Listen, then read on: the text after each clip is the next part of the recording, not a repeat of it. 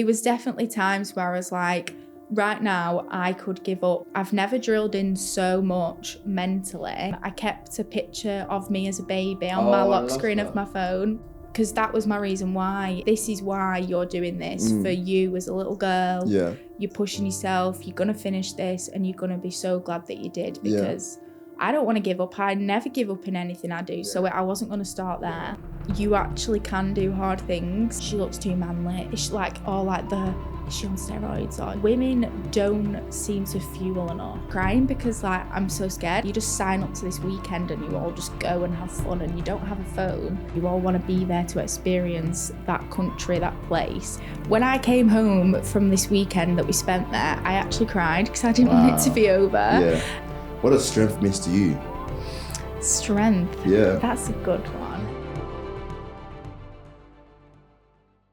What is happening, beautiful people? This is the Empowered Human Podcast. This podcast is part of Empowered Human Tribe. Some journeys change your life. This is one of them. From the 15th to the 22nd of November, we are going to India.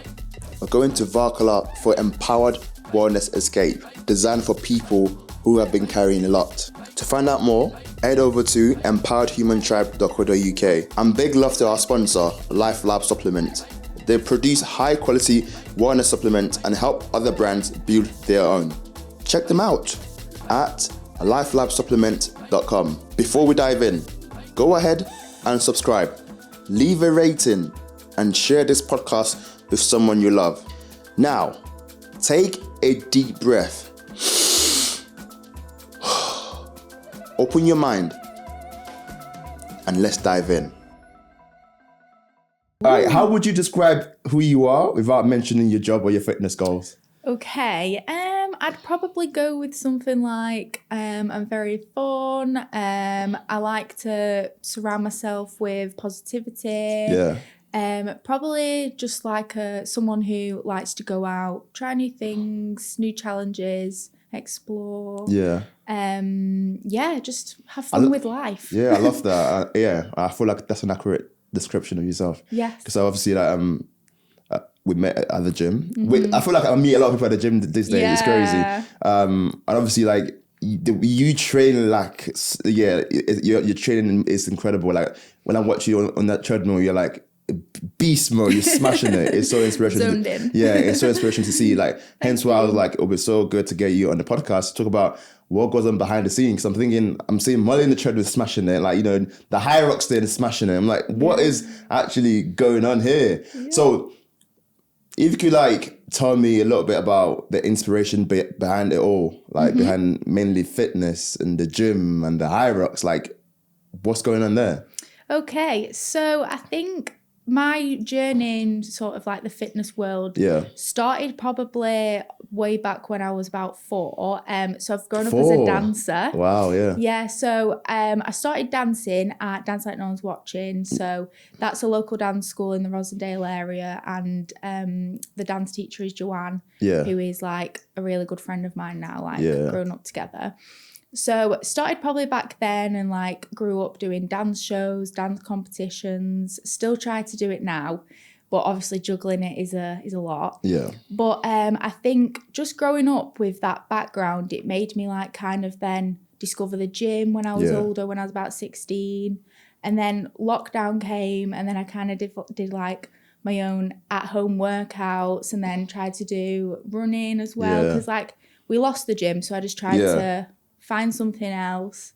And then I think coming out of lockdown, I was just like, wow, let's try weightlifting. Let's just try all these different things. So I think that's how I've kind of I suppose, got into where I am now, because I just found a love for it, stuck with it, stayed consistent. And then I think just probably growing up and just knowing that, time is valuable and just do it now whilst you can. You're only going to have this body. Yeah. When you get older, you're not going to be able to move the same. So I just think have fun with it, test yourself. And I think because obviously you train day in, day out. Some people do it just for fun, or some people do it just to stay healthy, have some routine as well. But I think for me, I'm just okay, I love it. So if I love it and I want to go every day, why don't I do these events and see how much I have worked for it? You know, it's putting yourself to the test of what you've already done, isn't it? Yeah, absolutely. And sort of gathering from that, would you say it was the lockdown that triggered the shift? I think so, yeah, definitely. Because we all had more time and more time to like, some people, like my sister loved baking. Yeah, you know what I mean? Yeah. And I was like, oh, how many workouts can I do in a day?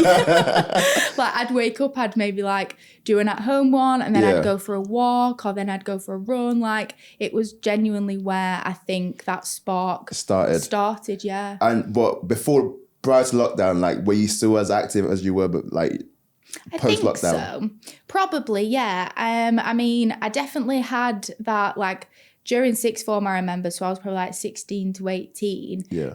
Like my mum had dropped me off at the gym. So I'd still be active and like I'd still be at dancing. Yeah. I probably didn't have like, I didn't have a lot of knowledge. Yeah. I've had to like find that myself through, it was quite a lot of it was YouTube, watching videos, how to do certain exercises. That's where we all start, to be honest. Yeah. Just watch, because I remember I used to watch a YouTube channel called Six Pack Shotcut. Oh, wow. Yeah. I remember, because I used to just every day, like seeing what they're doing. I feel like YouTube is so like important, especially like for information gathering and research purpose. And it's free. Yeah, and it's free as well. It makes it makes a massive difference. Yeah. All right, now let's talk about travel, because obviously, like, you know, I've seen you on the gram, done your solo travel. Like, talk to me about that. Yeah, honestly, solo traveling is just amazing. It is something I would highly recommend to everybody. The first time I went traveling was back in, I think it was 2022 into 2023, if I'm remembering that right. So I started in New Zealand, then I went to Australia, and I finished in Bali, and then came home and I was just like, wow, like there's just so much out there, so much experience to have had. And I think when you do it on your own as well, you just really grow, because you're forced into making friends. You're forced to find your way. Like, I'm not very good at using Google Maps in English, so never mind. I mean, you struggle to make it. Exactly. And there's only like 10 minutes away from me. Exactly. So it's like, I think even my family were like, oh my God, is she going to survive? So I think obviously I loved it. And coming home from that pushed me more in my fitness, because I was like, there's so much more. Like, I don't want to stay in this tiny box. I want to explore different things. Yeah. And I do actually think that, like, that period after coming home, I was like just throwing myself, and I heard about High Rocks, but I didn't know what it was. Literally no idea. Yeah. And I remember just kind of like seeing it pop up on social media, and I'd do like the odd exercise, and I even remember doing it at Thrive, and someone was like, "You training for a High Rocks?" And I was like, "Oh no, I was like, I'm just giving it a go." And like even he was like, "Oh, I've got London booked. Like I've got some training plans if you ever want a session to go. Like I'll give you what I've been doing." And I was like, "Oh, that's really good to know." But then. And then I made the decision to go traveling again. So I didn't actually do anything in that sense. But yeah, and then I went traveling to Southeast Asia from February 2024 to July 2024. So a nice little 5 months. All right. Take me through your travel. Travel. Yeah. Let's start, like, where did you start? Okay, so I started in Thailand. Okay, talk to me about Thailand. Thailand is unreal. I love it. It's such like a hot spot for backpackers. Like it's got everything you need, to be fair. I started with a friend actually that I met in Australia. I love that you're already making friends. Yeah. So basically I'd met her in Australia. We didn't see each other in the UK, but we both knew we wanted to do Asia. Yeah. So kept in touch, and she was like, let's just go. So we did. But yeah, we started in Thailand, started in Bangkok, then went and did all of the south. Yeah. In fact, Koh Tao was the first island we did after Bangkok, and Koh Tao, if anyone is thinking about going, just go. Yeah. That was where I did a bit of experience at Koh Tao boot camp. What's that? So like basically, because we wanted to try and stay for as long as we could. Yeah. I got myself like a little it was not very much income, but it was something, where I sort of just led classes, coached classes, boot camp. I only did a handful. International. We were around. So yeah, there was only a few classes that I coached, but it was something. I mean, absolutely. and it was fun. Like I still love it now. It was a bit like, have you heard of Barry's in Manchester? Yeah. So it was a bit like Barry's style training. So they have the treadmills, the mats with the weights, and it was just like basically teaching people like the movements and taking them through a class. Yeah, I love that. Yeah. Okay, if you can like go back to Thailand, like what were your standout moments that you still remember until now? Wow, there was a lot, to be fair. I think probably I did really enjoy doing that coaching, and for me it was a bit like a sort of showing me what I could do in the future, you know. Like a little teaser. Yeah, that's kind of like what I'm sort of getting at now, really. Yeah. So I think that could definitely be a standout moment. I think just kind of like living the whole Southeast Asian life was so fun. What is the Southeast Asian life? Just like beaches, swimming, clear blue water. Slow living. Yeah, and like just that. Like mango, pineapple, drinking from a coconut, like genuinely, it's like backpacker heaven for so cheap. Yeah. And like when you think about it, like those experiences to them are like, you know, everyday life. Yeah. But to us, we're like, oh my God, coconut by the beach. I'm living my best life. And it's like, you can understand why people don't go home. Yeah, exactly. Okay, now we've done Thailand, let's go to Australia. Yes. Talk to me about like your stand-up moments or stand-up memories in Australia. Okay. So I think I'll go with my favourite place. Yeah, okay. Favourite place was probably Fraser Island in Australia. And honestly, when I came home from this weekend that we spent there, I actually cried because I didn't want it to be over. Yeah. So Fraser Island is basically the largest sand island. I don't know if it's in the world. I think it is. Okay. But you go, there's no service. You don't use your phone. Yeah. It's just picture purpose. But you basically, there was like a massive lake called Lake Mackenzie that you could swim in. There was sand dunes that you could go down. There was like, it was called Lake Wabi and it had massive catfish in it. Like, it was just, I think, because it was all so new and like I went with a completely new group of people, like you just sign up to this weekend and you all just go and have fun and you don't have a phone. Oh, I love that. So you just all talk about all sorts and just pass the time and you barbecue for tea at night and you sleep in tents. Like, it's really fun. Yeah. So I think that's probably my favourite place in Australia. I did things like swimming on the Great Barrier Reef. I didn't do a skydive in Australia, but I did that in New Zealand. So it's just, I think, just like, you know, like the bucket list moments. Yeah. I feel like did a lot of bucket list things definitely in Australia and like just exploring like new places. Like Melbourne was probably my favourite city, which shocks people because everyone says Sydney. Oh, okay. Yeah. Why Melbourne?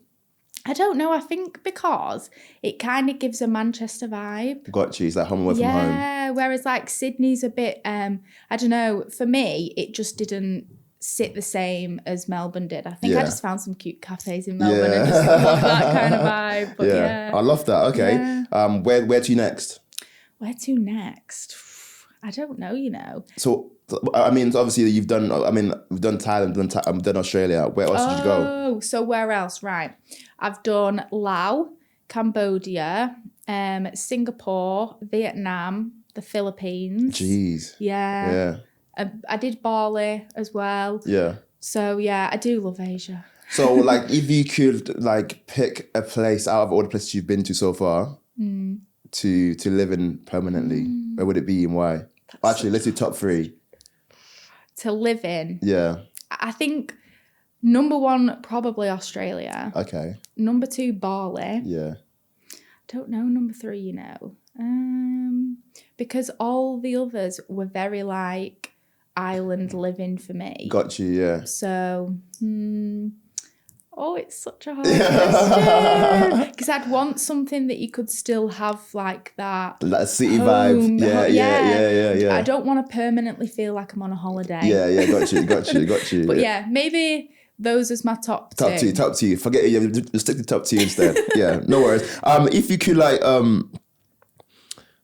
think back to all the traveling, what do you think it unlocks for you compared to being at home? At home, I think mainly the new environment and just that thirst for more because I'm seeing more. Yeah.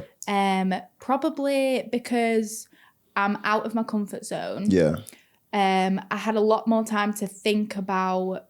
So like obviously whilst you're out there, you're doing so much and you're having all of these new experiences. Yeah. And it makes you think, oh my God, like home, like what can I do when I get home that's going to make that side of my life better? Because like I don't want to sit and just be comfortable. Like I want to go out there and I want to try new things, challenge myself. Absolutely. And I suppose it kind of just like put me into this space where I was like, when I get home, I'm doing this. That's it. Yeah, because like I'm finding a coconut. Honestly, because it's like when you're traveling, yeah, you can't even comprehend how much you're doing day to day. Like you're meeting that many new people, you're having that many new experiences that you like compared to like the 9 to 5 life at home. It's just the same people every single day from 9 to 5. For 5 days a week. Yeah, it's when you think about it that way, it makes a lot of sense. Like when you travel, you meet different new people almost every single day. Yeah. Talk to me about like the culture that you experience, whilst traveling, and also how does that impact your mindset? Okay, that's a really good one actually. Yeah. So definitely with going to Southeast Asia, that shows you a lot of, I suppose, the culture and I'm going to say in the nicest way possible, the poverty. Yeah. And it makes you realise how happy they are with so little and like how lucky you might be at home compared to sort of the circumstances that others are living in, but they know no different, but you do. Yeah. So I think that also has an impact because you realise when you come home, like materialistic things are irrelevant or like just sort of the whole trying to... I think for me, it's I want to know that I'm happy, that I'm like secure in all my friendships and relationships. I've got family around me that I'm grateful for because out there in their cultures, like they all, which is so cute, like they're so family orientated. Like they're always in groups. Yeah. They're never really alone. Yeah. And I think it just makes you realise, like, actually, those are the valuable things. Not your car, not your bag, not your shoes, like, absolutely, not what you wear, nothing like that. Yeah, I can relate to that experience because obviously I went to Bali last year, and yeah, similar to what you just said, life was just so simple. Yeah. Like for me, like as far as I'm still wearing I still wear the sandals every day because like it was just like shorts, t-shirt, sandals. You were out. You didn't think about like, am I wearing my fancy watch today? Am I wearing my nice? I wear my tank top and I'm out. It's just so simple. And again, the community part of it as well. It's so beautiful to see that they're always together. And like you said earlier, even though they didn't have much, well, they were so happy. Yeah. And obviously, like, for me as well, similar to where I grew up in Nigeria. Like the Nigerian people, we like some might not have a lot, but we have the joy, the vibes, the happiness. Like it makes you realize that actually in the Western world, that do we actually need more? Yeah. Or do we just need more people, more connection than more things? Yeah. And it makes you think like, it's part of the reason why I want to move to Bali. Oh, take me with you. Yeah. Coconut on the beach. Yes. Yeah, sign me up. Oh, that's unreal. You would absolutely thrive there. Yeah. I can't wait. But let's talk about the negative side to traveling. Is there any? Are there any at all? I think I actually have probably got I'm a good person to ask on this actually. Okay. So when I first went the first time, I could not stop crying because I was panicking that I was going to miss my family so much. Like I was already homesick and I hadn't even left yet. Honestly, I don't know. I think it just obviously shows that I am grateful for my family. Absolutely. And I have got those close connections. And at the time, my little brother, I think he was only like 4, 5. So young, yeah. So he was young, and I didn't want to miss out on him. And I think, honestly, there was genuinely times where I'd like booked my flights and I was just like, I'm not even excited. Yeah. I'm just crying because like I'm so scared and I'm gonna be so homesick. It wasn't that I was scared to go. It was just literally like the whole, oh my God, what if I don't come back? What if something happens? I think that was my negative side. Yeah. But being out there, everything else was positive. It's a plus. Yeah. I love that. That's so inspiring. Because I think with most things in life, like we're always scared of what's going to happen, like, the what ifs. Yeah. But that's life. And I feel like it's having the courage to act despite the what if, that you know, that's what makes you stronger. Yeah. Talking about strength, do you think traveling solo makes you a stronger person? Like, what skills did you learn from traveling solo? Yeah, definitely. So I did learn a lot. I think you have to realise that if you want something, you've got to make that happen. Absolutely. I think you've just got to step outside your comfort zone, go say hi to that person that's in your dorm room. Like you're in a hostel room with like 6 other people. Yeah. Go say hi.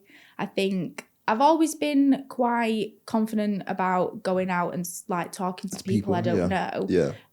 But definitely whilst you're traveling, you have no other option. Yeah. And I think if you do just stick to that like safe bubble, you won't have the experience that I think probably a lot of people show, especially on social media, because the people are actually what makes it. Yeah. And the friendships you make whilst you're out there, because you're all in the same boat and you're all away from home, you all want to do the same thing. You all want to be there to experience that country, that place. Yeah. I think, you do have to push yourself, I suppose. Yeah, absolutely. Talking about strength as well. What does strength mean to you?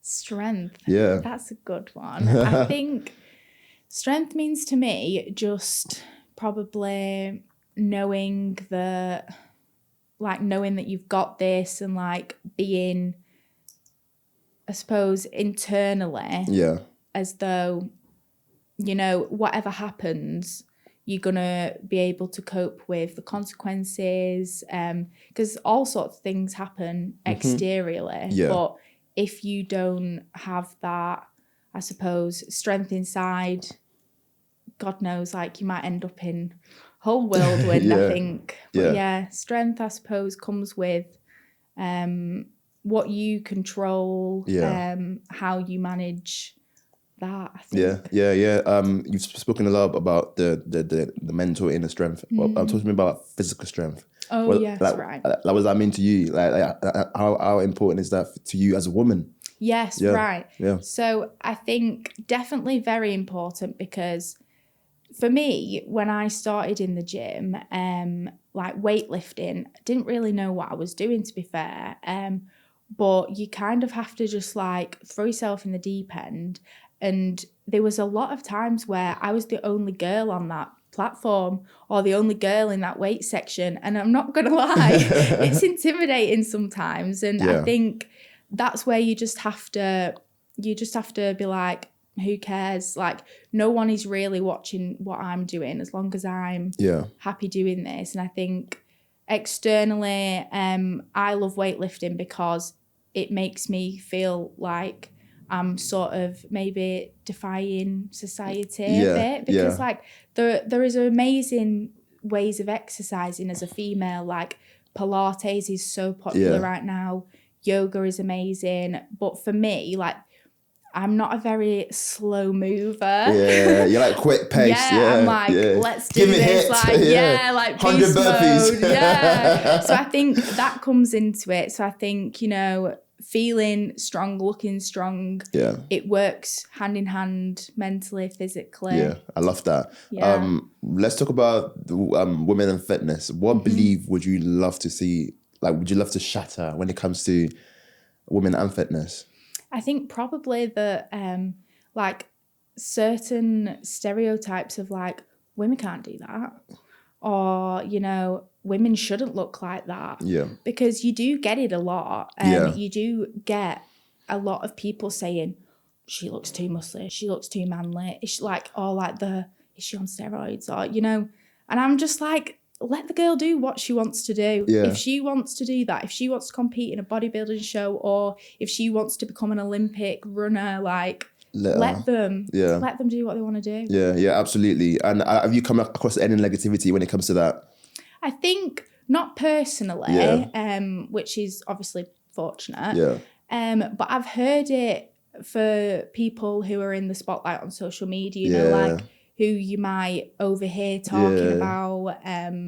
But I think sometimes when people say things like that, it can come from a place of their own discomfort, or maybe like lack of confidence or belief that they can't do it. So unfortunately, like sometimes people might put their own negative spin on it because that's how they feel. But that's obviously like they probably need to work on themselves. Yeah. And also I always hear it, people above you aren't judging. It's always the people below you that are judging. So it's always like, you know, they've got something to work on in, like themselves, so that when they see you, like you're actually doing it, they're thinking, how dare you do it? Yeah. And say, oh, nah, I don't want that. But deep down, they want to like look like you and and feel good as well. All right, let's talk to me about what just recently happened. Recently, you did the marathon. And you? I did as well. Come on, marathon runners. I actually saw you like run past. So I was like, if we were like an hour, 5 hours ahead of me. Oh. But I saw you run past. I was like, go on, girl. Go get them. Yeah. Talk to me about the whole marathon. What made you do it in the first place? Why you did this? I know, it's a crazy decision, isn't it? Yeah, it is, yeah. Even now I'm like, oh my God, did I actually do that? Yeah, I bet you do as well. Yeah. And like reading like the stats as well, it's like 0.01% of the world population. Literally. And there we are. Yeah, We're in come it. on, get to know. Do it, yes. Yeah, so talk to me. What made you sign up in the first place? Okay, so I think just the whole going back to like thirst for more, like challenging myself, just being like, can I do a marathon? Other people do a marathon. Surely I'm going to be able to do a marathon. Like, I'm not sure. Let's try. And I think just the whole going back to whilst I was traveling, I was in the Philippines when the Manchester Marathon happened in 2024. Okay, yeah. So last year. Yeah. And I think just seeing it online, and I think the vibes were exactly the same this year with the whole social media, like all the TikToks, all the Instagram reels, like the posts. I think it really is inspiring. And I think I was like, I want to do that. Like, I want to feel that feeling. Yeah. And obviously, we know runners high and things like that. So I think I was just like, sod it, let's do it. And I was just like in a place of like, YOLO. So I booked it. But and I think it's definitely one of them where it's like yours was a bit of a bucket list, wasn't it? And I think for me, I was like, I want to do it because it is a bit of a once in a lifetime. Yeah, of course. Yeah. So talk to me about the actual day. Like, what was going through your mind before you started? Talk to me about that. Okay, so I think a lot of excitement, definitely. There was a bit of nerves here and there, I suppose, like, which is a given. And I actually didn't run for 3 weeks before it because I got a little bit injured in my hip. Oh no. So I had slight worries. Sorry. Dying. Okay? But go on. So I think definitely the morning of, I was a bit like, oh God, am I going to actually be able to do this? And it was a really hot day. Yeah. So that was a bit of a worry. I think I was definitely excited. I wanted to just get it started because you've preempted it for that long. You're like, get it over with, but get me on the start line. Just get me on there, because as well, you're preparing yourself to run for hours. Yeah. So I think, you need to start, because otherwise it's like a very long thought process of how are you going to finish this. But I mean, I woke up, I had a good breakfast, I had some stern talking to myself. You get this. Just having to tell yourself it's going to be fine. You're going to have a good time. It's all going to be worth it. Just like the classic affirmations, motivational speech. Yeah. And what did the marathon teach you? What did the race teach you? The race taught me a lot, you know. Humble yourself to start with. Oh, yeah. It taught me that. Definitely. I think it definitely taught me that you actually can do hard things. Absolutely. And I think sometimes, not that I underestimated how hard running a marathon is, but actually realising that, Jesus Christ, like, I don't think, unless you're going through childbirth, you might not get a time as hard as that again. You just don't know. But I think genuinely it taught me you are so much more capable than you realise, and you can push your body to like astounding limits. And I truly believe that like your mind will give up before your body. Yeah. So as long as you've got your mindset on lock where you're like, no, we're doing this, we're pushing through these barriers, I think you can literally do anything. Yeah, I love that. And what was it like crossing the finish line? Unreal, to be honest, but like, I just wanted to sit down. Yeah. It was amazing. Yeah. And I was crying my eyes out, but all I wanted to do was sit down, and that is exactly what I did. Yeah. It's like, I want to sit down now. Was there like any moment during the marathon that you thought, actually, you know, let's quit? I think there was, you know. Oh. There actually was. Because everyone talks about this 30k wall. Yeah. I was not prepared to get mine at like 23, 24, like just over halfway. Yeah. But it could have been the heat. It could have been. It was quite warm, wasn't it? Yeah. And I think because obviously there's so much that can go wrong on a marathon day. Like if you don't get your nutrition right, if you're dehydrated, my gels went warm, so they made me feel sick. Yeah.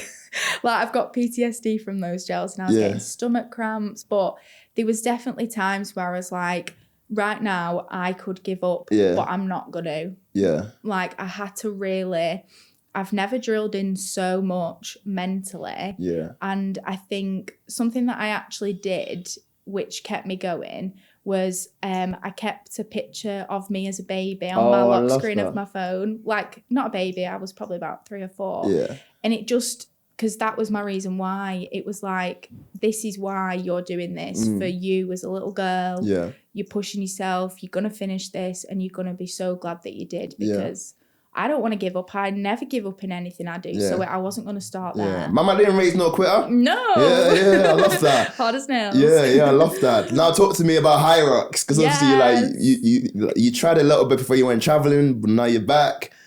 Why did you sign up to High Rocks? I've seen you guys train. I'm like, no chance. Like, you can miss me on that one. Are you sure? Yeah, I'm very sure.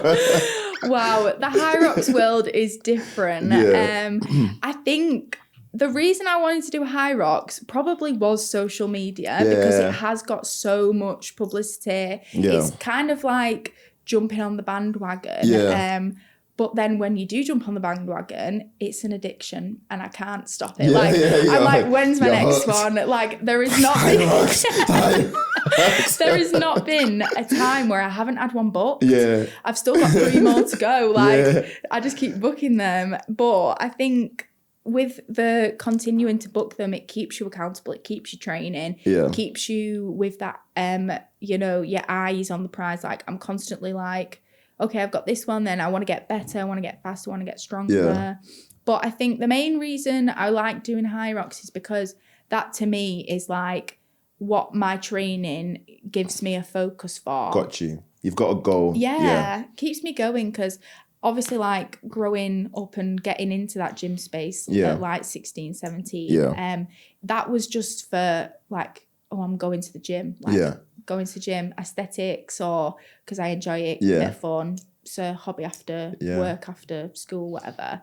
But now it's like, no, I'm going to the gym because I've got to do this. I've got a competition coming up that I need to train for. So like, it's like you've got a goal to work towards it all the time. Yeah. I think it's important for me as well. Like I find that like if I haven't got a goal in the gym, it's just a bit like, I'm just going. Yeah. But like I feel like every time I have to set myself a goal to work towards, then it keeps me accountable. Then I'm like, I have to be in the gym. I have to train 5 days a week for this to get to that goal.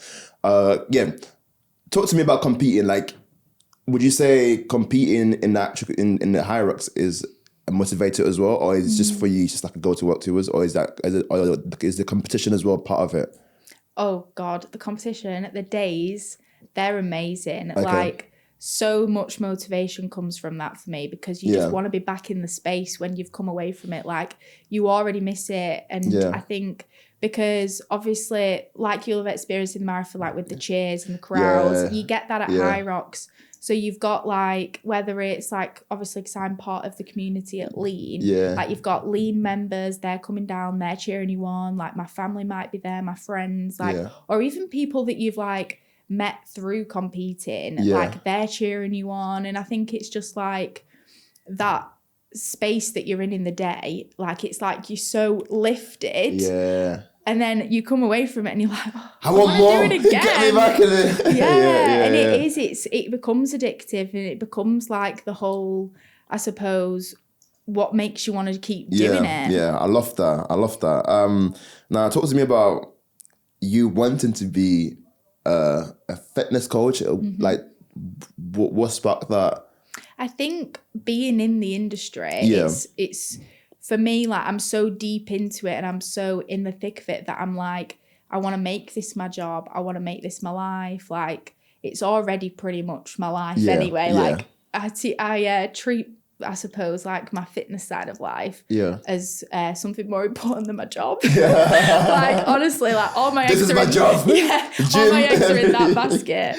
So I think it kind of just made me like be so determined to get my course done, get that qualification under my belt. Like I've already got so much that I know. It's just having the tick and the paperwork, you know, and just also elaborating on the knowledge, because like even I'm doing my course as we speak and I'm learning so much and I'm just like, how do I not know this? And how do other people not know this? Like we didn't get taught this in school. Of course. I think so definitely being a fitness coach is just, it has become something that I already am, but I just need to, you know, have the qualifications, I think. What kind of coach do you want to be? Definitely one that's going to be for like motivating people to make it their like lifestyle. I want to be someone that influences another individual to have healthy habits every day, not just come to me and be like, I want to do fitness because I want to lose amount of weight. Like I want them to be like, I want it to be a part of my life. I want to wake up and enjoy having it in my routine. Like I find that having it as a lifestyle choice rather than quick fix. Like I don't, like if you want a quick fix, that's absolutely fine. We all understand, like we have things we want to look good for. And I'm still more than happy to be in that environment helping you. But I want to make it a part of your life. I think that's a sort of longevity is very important. Absolutely. I love that. Let's talk about body image and obviously like, you know, the short-term fixes, because I think when you look at the fitness industry in general, it's very, very motivated by, you know, the physical. Yeah, definitely. What are your thoughts on that? I think definitely if it's you want to start working out to look better, that is probably the first stepping stone. I think we all get into it for that reason sometimes. And I do not, you know, I don't want to put a negative spin on that at all, because I want to look good. Like we all want to look good, definitely. And I think that's an amazing thing to get you started. I think what happens is then when you're so in it, you do realise actually there's so much more that it gives me. And I think that's what I am attached to. Like I still want to look good. I still want to have like big juicy muscles, you know, like be a strong feminine, you know, individual. I still want to go to the gym and work on aesthetics, but I want to work on performance, and I want to I suppose the performance side, if you're working towards that, the aesthetics will come. I think sometimes I do have days where I'm like, oh my God, I'm doing all this and I don't even look the way I want to look. So I think definitely I've experienced that sort of side of it.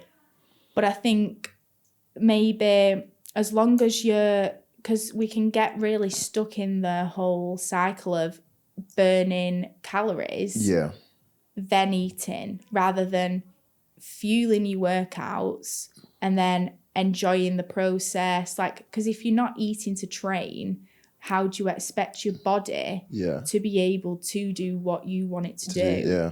So I don't know. I feel like there's definitely always a lot of sides to the gym and stuff. Yeah. But yeah. I found that as well. I found that at the start of me going to the gym, I started training because I wanted to look good, because I was in school, so I was like, I wanted to get into the six pack. So I was watching YouTube on six pack. But then that eventually became, I'm seeing results. Let's compete in bodybuilding. Yeah. Then it became, actually, I feel good. Then it became, now I meet a lot of people at the gym. So then now there's so much aspect to the gym that that I love now, not just looking good. It's like even a Thrive gym, I've got like a little community there. I've made a lot of friends there, like friends like for life, and for me, like that's also important. Absolutely. So I would love to see that side of fitness being promoted as well as the looking good part, because everyone wants to look good. Exactly. Talking about looking good, like how has training influenced your body image? I think it's definitely had an amazing impact. Yeah. Because when I grew up, like, I don't know, I probably wasn't the most confident person. And like you say, like when you get in school, you want to look good. You just, I suppose, like you get into it to have that self-validation where it's like, actually, I'm working hard. The results are paying off. And now I love it. Yeah. And actually, I suppose when I'm thinking about it, it actually makes you... There's this thing been going around on social media where it's like you had a bar, but then the bar keeps getting raised. Yeah. So now I feel like I'm a bit like that sometimes, where it's a bit, I'm like, there's always something more. And that's a bit of a hard one, because it's like, it's hard to be satisfied. Yeah, of course. But I think sometimes when you get to a level, you're like, oh, I can do this, but then I can do that, then so on. Yeah. Have you ever found yourself struggle with like your body image at all? I think I would be lying if I said no. Yeah. I definitely don't struggle as much as like others, so I'm not going to say that. Yeah. I think I do have quite, I want to be positive about everything in life, but don't get me wrong, like I do have days, and I feel like even this year I've seen a different side probably to maybe my body. And I think especially when you're on like a girl and her cycle, like you have days where you're more bloated than others depending on where you're at. Yeah. And I think mine affects me most when I'm like due on my period, because I'm just like, why am I so bloated? And then 3 days later I'll come on and I'm like, that's why. That's right. It makes sense. Yeah. But I think there has been times, obviously, like I say, that I'm fueling for performance and have been now for quite a bit. Yeah. Like that's been my way of training. Yeah. So I think something that I suppose I've had to get my head around is that I will be eating a lot more food than the people around me. Yeah. And you do get comments, and you do get like one thing I always get, which is funny, is, bloody hell, Mollie, you're eating again. like my mum or my dad, you're like, you're eating again. Where do you put it all? Like my grandma, she's like, where do you put it? And I'm like, I don't know. But yeah, I think sometimes if you let things like that get to you, that's where you need to kind of take a step back and be like, just remember the bigger picture. Don't let it get to you, because you've got a bigger goal here than, I suppose, than just your body. And I'm trying to learn and tell myself, like, you are more than what you look like as well, I think. Absolutely. Don't get me wrong, I still, like, I'm going to Ibiza in a few weeks. Still want to look good for my holiday. Like, still want to feel comfortable. Hot girl summer, come on. Still want to feel comfortable, but I don't know, I suppose I just think that if you try your best to have a positive outlook and just realise that also you see yourself so differently to other people, and you get this dysmorphia. It's real. Like, I see myself, like, I'll be like, I'm so bloated, and then my friend's like, are you joking? You're ripped, me? Bro. Like, no. Yeah. So I think, and especially if you've got people around you who are supportive, it will help those bad body image days. Or if you just say to your friend, like, I feel a bit rubbish about like the aesthetic side at the moment. I think they'll just kind of give your head a wobble. Yeah. I think that helps. Yeah, absolutely. I feel like men experience it as well. Like for me, it's like every time someone compliments me, they're like, "Oh, you look massive." And I'm like, I look in the mirror, I'm like, I don't feel like I look massive. And like obviously, men wants to be like hench, and but like, for me personally, like I still feel like I feel small. Yeah. But I feel like the more I hear people saying, "Oh, Adi, you're looking massive," I'm like, "Oh, maybe I'm massive." Yeah, bro. You've just got to like It's tell. really weird. It's a convincing thing, isn't it? Because like you convince yourself, like, oh, I've lost my six pack, or oh, I've lost my boulder shoulders. Gone. Yeah, like, and to be fair, like with, for example, me training more cardio, more high intensity, like running, I do feel like I have lost muscle, and I have like looked back, like I'm in a bit of a phase now where I'm looking back and I'm like, oh, I have lost it, and but then I just realised like, I can get it back. Exactly. Yeah. It's not the end of the world. Like you can still get it back. I think for me as well, it's similar. It's like I've learned even now to like taking pictures. Like every time I see a bad picture of myself, like I don't really like it. Doesn't bother me anymore. So I'm like, I know what I look like on a good day. So like bad picture is just a bad picture. It's That's like a great thing. And like for example, you might go in the mirror, like go to the gym one day, see yourself in the mirror, you're like, oh, I don't feel good today. I don't look good today. So it's okay. It's like that's just that day. Yeah. You know, overall, you know you're like you look good any other day. So it's all good. That's just 1%. Yeah, exactly. And like you said as well, like I feel like your perception of yourself isn't always accurate because other people are able to tell you a little bit better about yourself, especially on those days when you're feeling a bit down and low. Lower. Yeah, I love that. Talk to me, like, what do people not see behind the discipline and the strength? What do they not see behind? Yeah. The discipline and strength. What do you mean, like as in? Like, is like what goes on behind the scenes? Right. I suppose what to get me into that like discipline place. Yeah. So like talk to me about like, you know, obviously we know you're very disciplined, you know you're strong. What goes on behind that? Like what makes you that person? Cool, okay. Yeah. So in order to get there, I think I truly believe for me, routine is my best friend to stay disciplined. Like I'm a very routine person, so I have the same breakfast, lunch, tea gets mixed up now and again, you know, but just having those, I suppose, same things throughout the day, it makes it easier for myself to show up in that manner where I'm like, well, because it is discipline, knowing that, I suppose, what you're eating, you're like, if I eat this, I'm staying on track for where I want to get. But I think because I'm just so focused on where I want to get to, who I want to become, that discipline not comes easy, but it's just a part of, I suppose, knowing the bigger picture, what I need to do to get to the bigger picture. And I think, because for me, I do get questions on this, like how do you stay so disciplined? I think I've just made it that much of me and like my daily routine and my life that's how I show up. I don't have to think about it. It's on autopilot now. I think maybe the way I got into it was just waking up earlier to get myself into those habits. That's kind of started in lockdown, waking up earlier. I think knowing that just having little treats as well. Like I love my coffee. So coffee is your treat. Oh yeah, well, well, you know, it I can't could relate on that one. It's a necessity. But I think the treat side would probably be like me getting up for the gym about 10 to 5. Knowing that I can go down and get my coffee, bring it back to bed, read my book.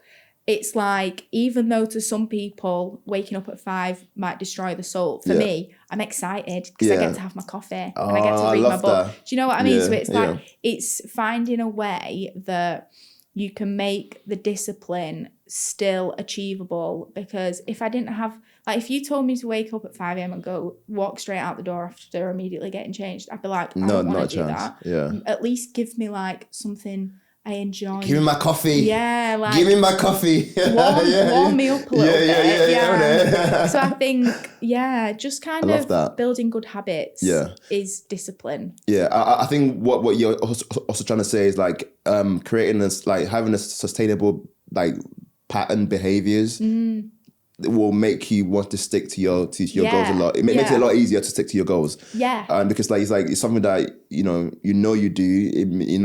That's what you do every single day. The more you do it, the easier it is for you.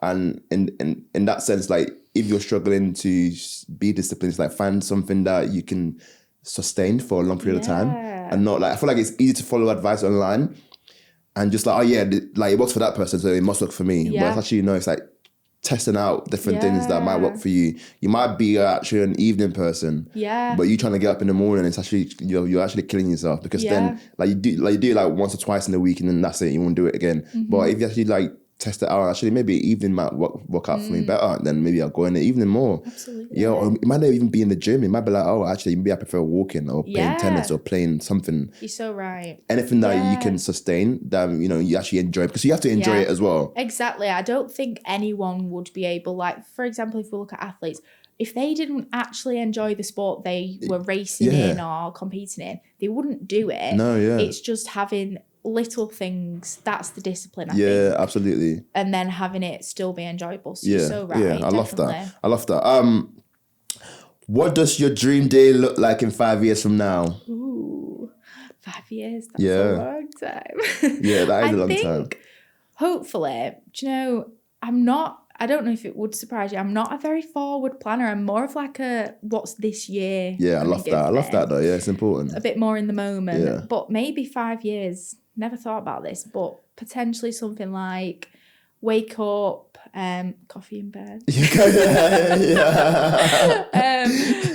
And then I'd probably say something like train first thing, and then because I want to be a coach and a PT and have that sense of work and business, I think probably clients in the morning, whether that be PT or it could be coaching a class first thing, because we all love that training in the morning. And then maybe something like a gap where I could go on a walk, get some food, have a nice breakfast, do some work during the day. And then train more, classes, clients in the evening. Probably have like still some area for chill time in the evening, even though I know in this industry evenings are built around your classes and your clients and stuff. But I think that's what I think my day would look like. Just full of yummy food, good people, training, classes, good vibes. I love that. If you could advise any woman that's listening to this right now or watching this and they feel intimidated to go to the gym, what would your advice be for them? I think I would probably say, don't think about what anyone else says or is thinking, because we do get in this space where we think more about their perception of us rather than just being like, I don't care what tunnel vision. Tunnel vision. Just zone in and be like, I'm coming to the gym because I want to, and I don't care what anyone has to say. I think just lock in. I think start small if you want.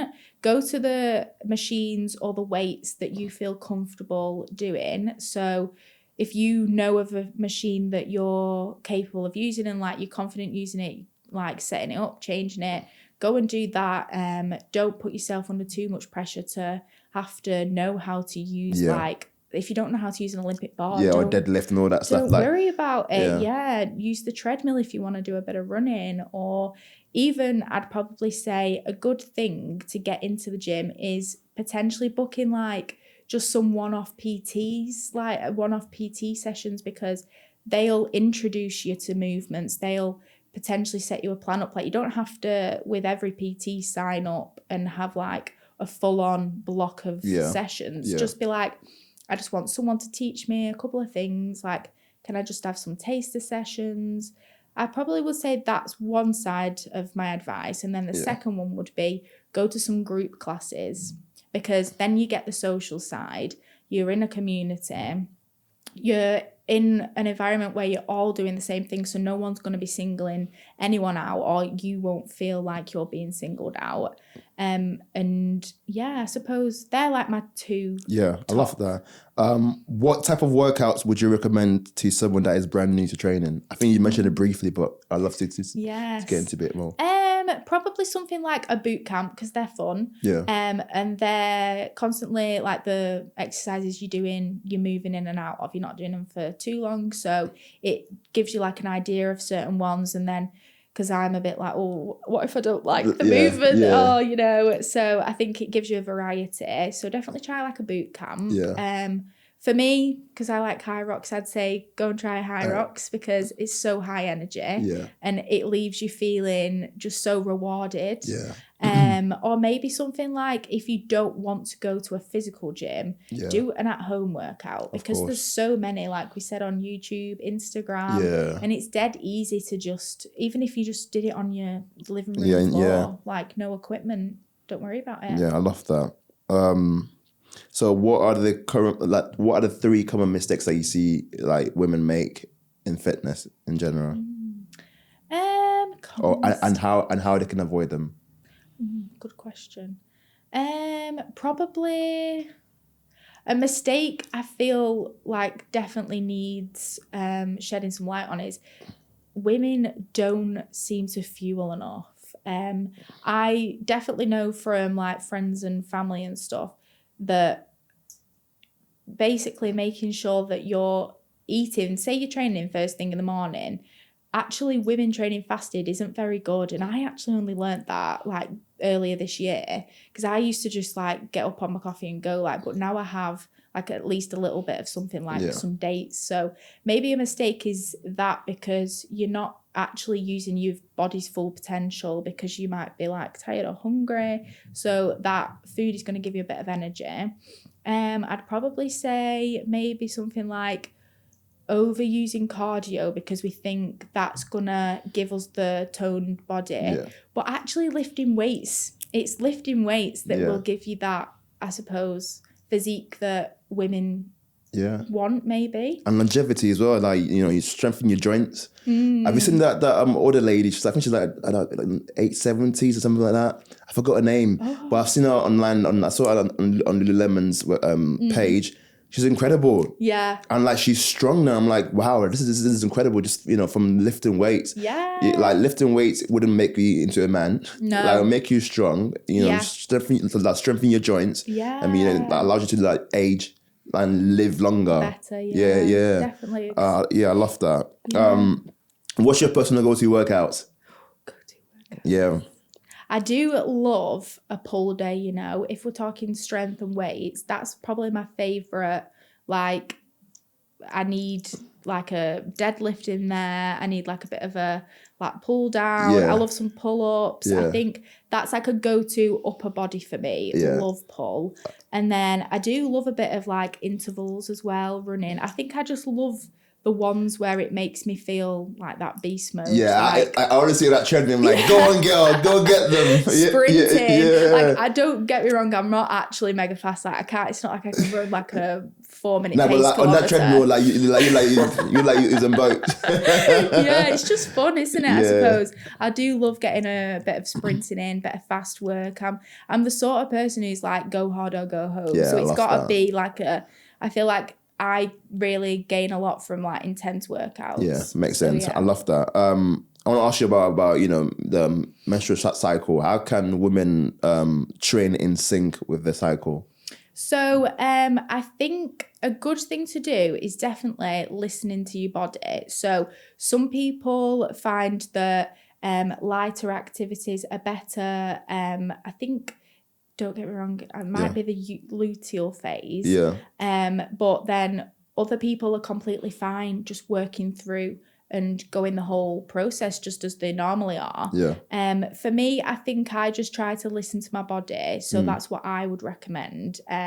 Because sometimes, like, as girls, like, we all experience it differently. Of course. Sometimes, like, for example, the cramps and the pains might be worse than others. And then some girls are like sailing through it. They have no issues at all. So I think as long as you can rely on knowing what phase you're in throughout the month, and say you've got a dip in energy halfway through, not being too hard on yourself. Because I used to be like, I lifted 120 last week. Why can I only lift 110 this week? Like, it's mad. And honestly, I think just knowing what phase you're in helps, obviously, the mental side as well, so you don't beat yourself up and you're not like, oh my God, I'm not progressing, I'm actually getting worse or whatever. So I think, just knowing your own body is good. Yeah. Just take note. Yeah, I love that. And one size doesn't fit all. No. We're all different people, and just listening to your body and, learning from that will improve, will help you improve. Actually, on that topic, because we're creating some content around the cycle syncing with a woman called Rosie, talking about how hormonal imbalances and how to address it. So if you're watching this or listening to this and you want to learn more about it, go to our Instagram page, Empowered Human Tribe, and then we'll have content relating to like cycle syncing. Yes. And also we're going to host a workshop about it as well. Oh, I'll be there. Yeah. But yeah, Mollie, any last words? Like where can people find you? And also like what is next for you? Okay, I'll go with what is next. I think next up, I've got obviously stepping into this new career path, going down the fitness route. Hopefully, maybe summertime. Fingers crossed if I get my course done. Yeah. Obviously, the balance is hard, but that's my next step. That's where my real focus is, pushing myself into that career path. Yeah. Got a few high roxies coming up latter end of the year and stuff. Who knows, maybe another running race. I don't know at this point. I love that. But yeah, and then I think you can find me on my Instagram, Move with Mollie, and I've got 4 E's. Mollie! Mollie! Yes. Yeah. I'm very, very... I'm into my posting on there. That's where I do most of my posting. Yeah. TikTok now and again, trying to get into the YouTube space, but that's also, it takes a long time editing and filming. But also, I was gonna say as well, like we can work together and create some content together with Empowered Human Tribe, and I think that would be amazing. Thank you so much, Mollie, for your time today. Thank you for having me. I'm grateful for this. You're welcome. Thank you for sharing your knowledge and inspiring us, and keep inspiring us. Yeah, because like I said at the start, every time I see you in the gym, I'm like, I need to go harder. What am I doing? Like, I need to be like Mollie. What's going on? I love that. All right, thank you so much. It's a wrap. Thank you. Yeah, smashed it. And that's it for today's episode. If something resonated with you, please do one thing. Share it. Send it to a friend, post it on your story, or just talk about it with someone you trust. These conversations matter. And please, don't forget to subscribe, rate the show, and download each episode. It helps more people find this space and join our movement. And if you're ready to go deeper, join us at empoweredhumantribe.co.uk and on our socials at Empowered Human Tribe. I'm your host, Adeshina Adesokan. You are not alone, you are not too late, and you are more powerful than you've ever been told. This is Empowered Human Podcast. Keep on shining. I will see you next time, my friend.